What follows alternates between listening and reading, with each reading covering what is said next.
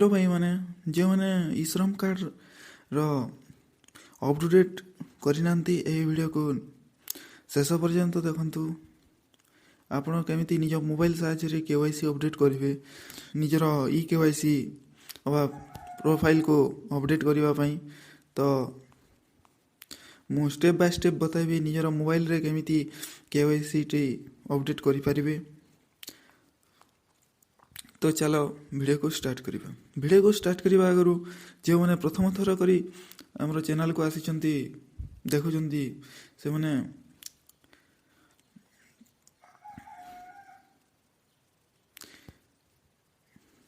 Subscribe कर दिंतु एवं पाखरे थिबा बेल घंटी को दबाई दिंतु जहाँफल आम जे नुआ नुआ वीडियो अपलोड करने मात्र ही आपण पाखक नोटिफिकेशन पलैब। चलो वीडियो को स्टार्ट करवा। तो प्रथमे आमर isram.gov.in रो ऑफिशियल वेबसाइट को आसीबा। तापर आमर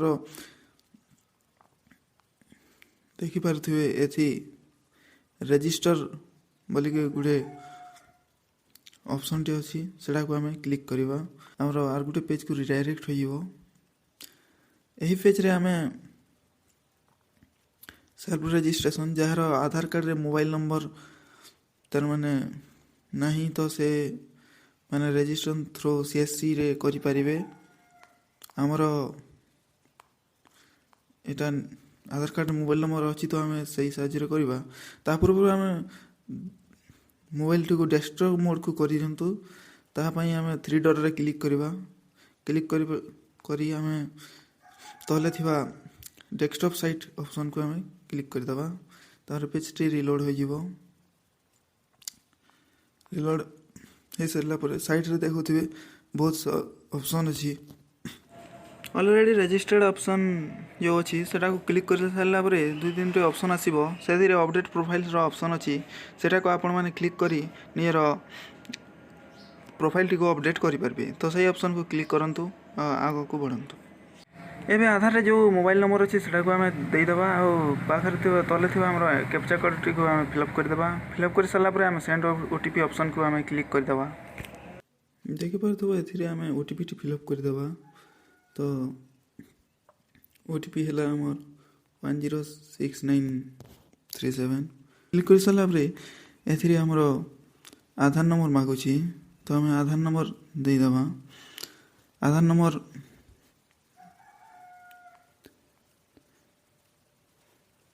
तो चलो हमें आधार नंबर टी फिलअप कर देबा 38374।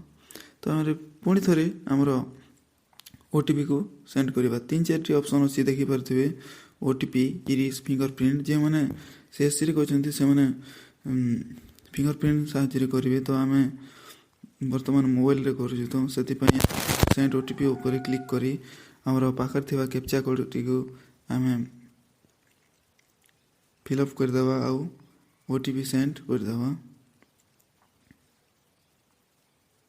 ओटीपी सेंड कर सरला पर हमें वेट करबा जे फिर केमिति ओटीपी आसीबा। सेटा को हमें ए बॉक्स रे ओटीपी को पुणी हमें ए बॉक्स रे फिलअप करके वैलिडेट ऑप्शन को क्लिक कर देबा। ओटीपी टी आसी जाइसी 824164 824164 दे सरला पर हमर पाखर थिबा वैलिड ऑप्शन को हम क्लिक करबा।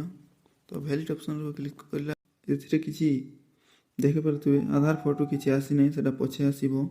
तो हमर जेंडर देखौछि तार पछे डेट ऑफ बर्थ देखौछि जेंडर देखौछि हमर पाखर थिबा बॉक्स को क्लिक करंतुनी कारण एथिरे do you want to not want to be a part of this room.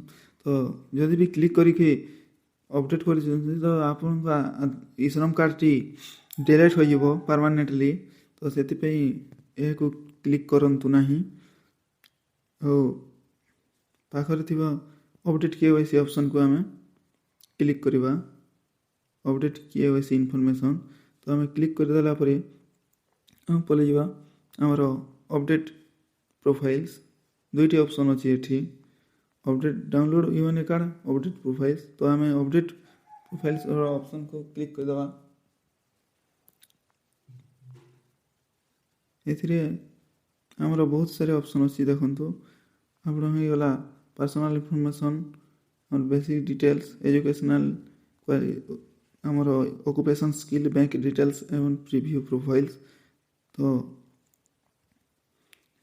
Personal information check करदेवा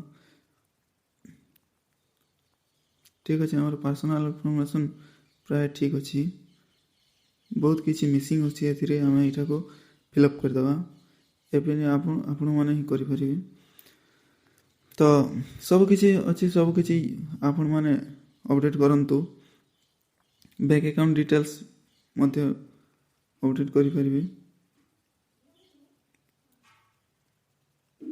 address आप देखिपे एड्रेस मध्य जहाँ जार ठीक अच्छी ना से अपडेट कर दिंतु लास्ट को प्रीव्यू प्रोफाइल्स को क्लिक करके हम प्रीव्यू ऑप्शन को देखी प्रिंट ऑप्शन क्लिक करेंगे तो वीडियो को शेष पर्यटन देखा बहुत बहुत धन्यवाद आशा करी जे यही वीडियो बहुत भल लगी